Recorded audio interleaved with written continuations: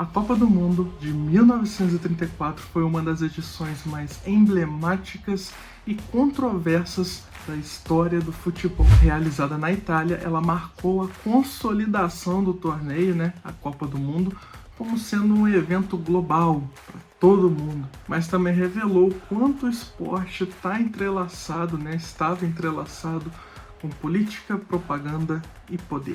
E é justamente sobre a Copa do Mundo de 1934 que eu vou falar no vídeo de hoje. Vou contar aqui curiosidades, a história da Copa, como que ela aconteceu, a escolha da sede, enfim, todos os mínimos detalhes para você que tem interesse nesse assunto, A Copa do Mundo tá chegando, então é isso. Se você gosta desse tema, gosta de futebol como um todo, eu tô aqui gravando um pouquinho antes de eu ir pro trabalho e espero que alcance, o maior número possível de pessoas que gostam e amam futebol. Então, se você gosta, se você ama, deixa um comentário, deixa um like, se inscreve no canal aí para eu ver que você se interessa e também que eu tô produzindo um conteúdo legal, que eu tô chegando em pessoas que gostam dos conteúdos que eu tô fazendo, enfim. Bora pro vídeo. 4 anos após o sucesso da primeira Copa do Mundo no Uruguai, a FIFA decidiu levar o torneio para a Europa, e a escolha da sede acabou recaindo sobre um país que vivia sob o regime de Benito Mussolini, o ditador fascista que enxergava o futebol como uma poderosa vitrine política. A escolha da Itália como sede foi feita em 1932, durante uma reunião em Estocolmo. Não houve votação popular. O Comitê Executivo da FIFA decidiu que o torneio seria lá, recusando uma proposta concorrente da Suécia. Mussolini não mediu esforços para transformar o Mundial em um espetáculo de grandeza nacional. Ele investiu milhões na construção e reforma de estádios, organizou uma logística de transporte exemplar para a época e mobilizou a imprensa para transformar a Copa em símbolo do orgulho italiano. O futebol, para o regime, era mais do que um esporte. Era uma arma política, uma forma de mostrar ao mundo a eficiência e a força da Itália fascista. Mas a Copa de 1934 também trouxe uma inovação importante. Foi o primeiro torneio com eliminatórias. Até então, em 1930, as equipes foram convidadas a participar. Também era a primeira edição, vai quem quer. Na época, eu até fiz o vídeo da Copa de 1930, se você quiser assistir só, olhar nos cards aqui. Tinha a questão da logística para o europeu não dava tanta importância ainda, só que como se popularizou, como o europeu viu aquele boom, eles acabaram se interessando pela Copa de 1934 e também, a Copa era na Itália, era bem mais fácil para eles se locomoverem até lá. Agora 32 países se inscreveram, mas apenas 16 garantiram vaga no torneio principal. Pela primeira e única vez até hoje, o país sede, no caso a própria Itália, também precisou disputar as qualificatórias. O Uruguai, campeão de 1930, se recusou a participar em retaliação ao boicote europeu da edição anterior. Já a Inglaterra, Escócia, País de Gales e Irlanda do Norte continuavam afastadas da FIFA por divergências políticas. A distribuição de vagas refletia a geopolítica da época. 12 vagas para a Europa, 3 vagas para as Américas e 1 vaga para a África e Ásia. O Egito se tornou a primeira seleção africana a disputar uma Copa do Mundo, algo histórico para o continente. O Brasil garantiu vaga praticamente por falta de adversários, já que o Peru e o Chile desistiram antes mesmo de jogar. Com a qualificação encerrada, o sorteio aconteceu no luxuoso hotel Ambasciatori, em Roma, no dia 3 de maio de 1934. As 8 seleções consideradas mais fortes, Itália, Áustria, Alemanha, Hungria, Tchecoslováquia, Holanda, Espanha e Argentina, foram distribuídas de modo a não se enfrentarem logo na primeira rodada. O torneio adotou um formato simples e implacável, mata-mata direto, sem fase de grupos. Quem perdesse estava fora. E se o jogo terminasse empatado após 90 minutos, havia prorrogação de 30. Se ainda seguisse empatado, o jogo seria repetido no dia seguinte. Esse é um detalhe, não existia pênalti na época ainda, Disputa de pênaltis, As cidades sede: Roma, Nápoles, Turim, Florença, Milão, Gênova, Bolonha e Trieste se transformaram. As ruas foram decoradas com bandeiras, cartazes e imagens patrióticas. Os jornais exaltavam o poder de organização da Itália e as torcidas locais esperavam ansiosas por ver grandes estrelas internacionais. As viagens eram longas e exaustivas. Algumas delegações cruzaram oceanos de navio, outras atravessaram a Europa de trem, levando dias para chegar. Era um tempo que o futebol era mais romântico, mas também muito mais difícil. Quando a bola finalmente rolou, o torneio mostrou um futebol intenso, às vezes até violento, e sempre imprevisível. Logo nas oitavas de final, a Itália goleou os Estados Unidos por 7-1, num jogo que já demonstrava a força dos anfitriões. O Brasil, por sua vez, estreou contra a Espanha. Era um confronto duro e o resultado foi amargo. Derrota por 3-1. Leônidas da Silva marcou o gol brasileiro, mas Valdemar de Brito perdeu um pênalti defendido pelo lendário goleiro espanhol Ricardo Zamora. Foi a única partida do Brasil naquela Copa.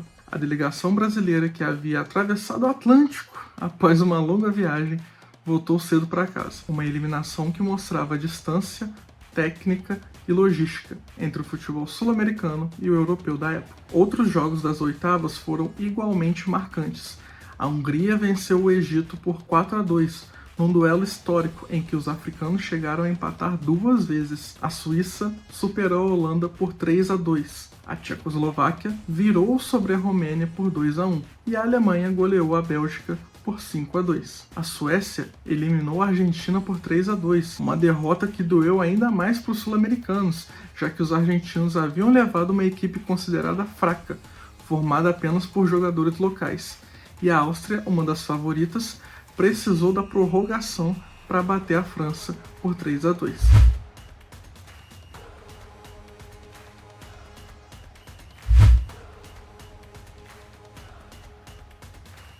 A partir das quartas de final, o clima esquentou, e não só no sentido literal.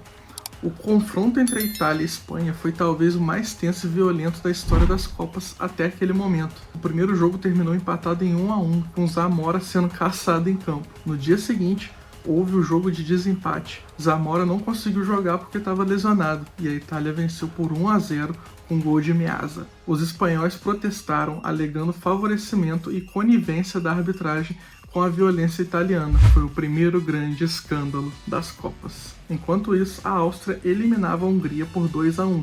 A Tchecoslováquia vencia a Suíça por 3-2 e a Alemanha batia a Suécia por 2-1. As semifinais ficaram então definidas: Itália versus Áustria e Tchecoslováquia versus Alemanha. O primeiro confronto foi jogado debaixo de chuva, o que prejudicou o estilo técnico e refinado da equipe austríaca, apelidada de Wonder Team.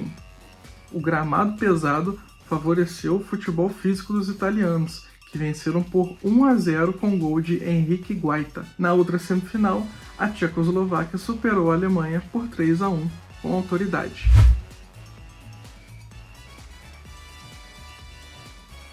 A disputa pelo terceiro lugar entre Alemanha e Áustria foi uma das mais animadas do torneio. A Alemanha venceu por 3-2 com um gol marcado logo aos 25 segundos de jogo, um recorde na época. Konen brilhou novamente, marcando 2 gols e garantiu o primeiro pódio da história do futebol alemão. A grande final aconteceu no dia 10 de junho de 1934, no Stadio Nazionale PNF, em Roma, ou PNF, enfim, o estádio do Partido Nacional Fascista. O calor era sufocante, mais de 35 graus, e Mussolini estava presente na tribuna, cercado de ministros e oficiais do regime. A atmosfera era quase militar. A Tchecoslováquia, que havia encantado pela técnica e pela disciplina tática, era considerada uma ameaça real à Itália. O goleiro Planica era um dos grandes nomes da competição, e o artilheiro Ulrich Negeli estava em grande fase. Do outro lado, o time italiano contava com craques como Meazza, Orsi e Schiavio. Acho que é Schiavio. E também a pressão de um país inteiro que não aceitava outra coisa além da vitória. O jogo foi tenso do início ao fim. Os tchecos abriram o placar aos 19 minutos do segundo tempo com um chute certeiro de Antonín Pucci. O silêncio tomou conta do estádio. Mussolini, na tribuna, observava sem expressão. Mas 10 minutos depois, Orsi empatou em um lance confuso dentro da área. A torcida explodiu. Houveram reclamações dos tchecos que alegaram falta antes do gol, mas o árbitro sueco Ivan Eklund manteve a decisão. A partida foi para prorrogação, e logo no início dela, Ângelo Schiavio virou o jogo com um belo chute cruzado. A Itália segurou o resultado até o fim. Quando apito soou, o estádio inteiro vibrou como se fosse uma vitória militar. Mussolini sorriu. A Itália era campeã do mundo. A imprensa italiana transformou o título em símbolo da força nacional. As manchetes exaltavam o trabalho do Duce e a virtude do povo italiano. Mas fora do país surgiram críticas, suspeitas e questionamentos. Muitos acreditavam que árbitros foram pressionados e que o regime interferiu nos bastidores para garantir o sucesso da seleção. Nunca houve prova definitiva, mas a sombra da política pairou sobre todo o torneio. Do ponto de vista esportivo, a Itália terminou com uma campanha sólida. 5 jogos, 4 vitórias e apenas 3 gols sofridos. A Tchecoslováquia, vice-campeã, foi elogiada por sua técnica e disciplina. O artilheiro da Copa foi Oldrich Nedělí, com 5 gols, e Giuseppe Meazza se consagrou como ídolo nacional. Virou até nome de estádio. O goleiro Planica, apesar da derrota, virou símbolo de coragem. A Copa de 1934 também deixou curiosidades marcantes. Foi o primeiro mundial a ter eliminatórias oficiais. Foi o primeiro com um país africano participante, o Egito. Apenas um jogador foi expulso durante todo o torneio. A bola oficial chamava-se Federale 102, fabricada na Itália. E pela primeira vez, o público europeu lotou estádios de diferentes cidades para ver seleções estrangeiras, um prenúncio do que o torneio se tornaria nas décadas seguintes. Para o Brasil, a campanha foi breve, mas o aprendizado foi grande. O futebol brasileiro ainda engatinhava, em termos de estrutura e preparação também a nível internacional. A viagem longa, o pouco entrosamento da equipe e a ausência de um planejamento profissional mostraram o quanto o país precisava evoluir.